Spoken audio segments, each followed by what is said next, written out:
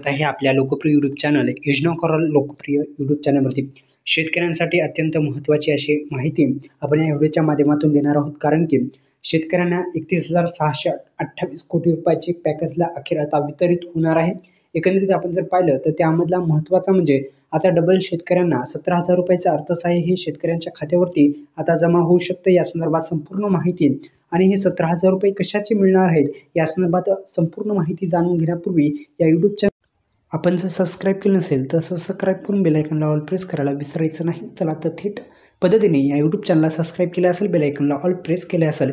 एकंदरीत आपण पाहिलं तर 17,000 रुपये नेमके कोणत्या आणि कोणत्या योजनेचे आहेत या संदर्भात आणि आपल्याला माहिती आहे की राज्य सरकारच्या माध्यमातून या आपल्याला माहीत आहे पावसाळ्यामध्ये मोठ्या प्रमाणात अतिवृष्टी झाली आणि अतिवृष्टी नुकसान म्हणून 31,628 कोटी रुपयाचं पॅकेज वितरणास सुरुवात झाली होती। आता रब्बी अनुदान असेल ते पण मिळालं।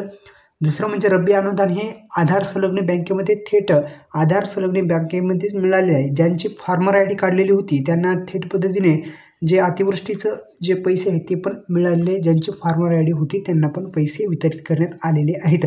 आता प्रश्न उरलेला आहे की आता राहिलेला जो पीक विमा आहे ते पीक विम्याचे सुद्धा 31,600 कोटी रुपये जे आहेत त्या 31,000 कोटी रुपयाच्या पॅकेजमध्ये हे महत्त्वाचं म्हणजे जो पीक विम्याचा उल्लेख होता आणि पीक विम्याला हेक्टरी 17,000 रुपये शेतकऱ्यांच्या खात्यावरती आता जमा होणार आहेत। शेतकऱ्यांना दीर्घकाळाच्या मागणीला प्रतिसाद देत केंद्र सरकारने एक महत्त्वाचा निर्णय घेतलेला आहे।